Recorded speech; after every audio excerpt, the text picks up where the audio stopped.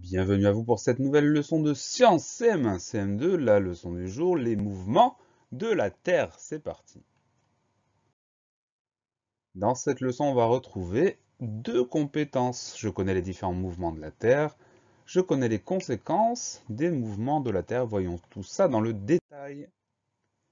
Quels sont les mouvements de la Terre? Il y en a deux. Le premier d'entre eux, la Terre tourne sur elle-même. On appelle cela la rotation de la Terre. Donc, premier mouvement, un mouvement de rotation. La Terre met 24 heures pour faire un tour sur elle-même. Vous aurez remarqué que 24 heures, c'est une journée. Donc, la Terre fait un tour sur elle-même en une journée, c'est-à-dire en 24 heures. Ce mouvement-là, ça s'appelle la rotation. Deuxième mouvement, la Terre tourne autour du Soleil. On appelle cela la révolution de la Terre. Donc rotation, elle tourne sur elle-même. Révolution, elle tourne autour du Soleil. Pour faire un tour autour du Soleil, pour faire une révolution, la Terre met 365 jours et 6 heures, ce qui correspond à un an, évidemment. Donc pour faire un tour complet du Soleil, un an, 365 jours et 6 heures. 365 jours, tout va bien. Les 6 heures, c'est celles qui sont compensées quand on a un jour en plus lors d'une année bissextile, donc tous les 4 ans une journée de plus, pour compenser ces 6 heures. On se rappelle rotation. La Terre tourne sur elle-même, révolution, la Terre tourne autour du Soleil. Voilà pour les deux mouvements de la Terre. L'axe de rotation de la Terre n'est pas vertical, il est incliné. Voilà, donc on retient aussi ça parce que ça va avoir une importance dans la suite de la leçon. Nous avons un axe qui est incliné. Quelle est la conséquence de la rotation de la Terre? Ça, c'est pas très difficile à comprendre. En 24 heures, la Terre fait un tour sur elle-même. C'est pour cela qu'en 24 heures, nous avons le jour, le soleil brille sur notre partie de la Terre, puis la nuit, le soleil brille de l'autre côté de la Terre. Donc en 24 heures, comme elle tourne sur elle-même, il va y avoir une alternance entre le jour et la nuit, ce qui paraît logique.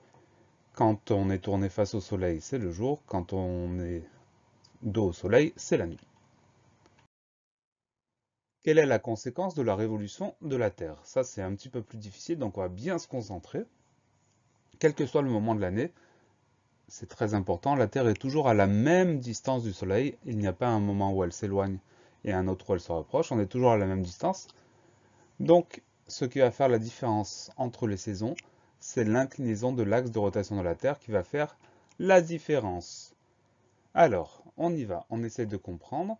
Comme l'axe de la Terre est incliné, on va avoir une présentation face au soleil qui va être un petit peu différente de l'été à l'automne, à l'hiver, au printemps, etc. On voit tout ça dans le détail. Le soleil donne à la Terre sa chaleur et sa lumière. Chaque point de la Terre est donc éclairé plus ou moins longtemps et plus ou moins intensément selon sa position par rapport au soleil. On voit tout ça en image. En été, la lumière du soleil est très concentrée, les températures sont hautes. Donc en été, comme on a un axe qui est incliné, nous sommes dans l'hémisphère nord, on va avoir le soleil qui va taper plus franchement sur l'hémisphère nord, donc les températures sont hautes. Par contre, en hiver, la lumière du soleil est diffuse, les températures sont plus basses. Donc en hiver, dans l'hémisphère nord est moins directement tapé par le soleil, la lumière est plus diffuse, donc on va avoir des températures qui sont plus basses. La différence entre les saisons, elle s'explique comme ça, comme l'axe est incliné, en été, le soleil va taper franchement sur notre pays, et en hiver, la lumière va être plus diffuse, puisque la même quantité de rayons de soleil va être plus répandue sur la Terre, donc des températures plus basses. Au printemps et en automne, la lumière du soleil est moyenne, les températures sont donc moyennes également. La révolution de la Terre autour du soleil et l'inclinaison de l'axe de rotation expliquent donc la succession des saisons, printemps, été, automne et hiver. La leçon est finie. Pensez à réviser, pensez à vous entraîner et à bientôt sur la classe plus.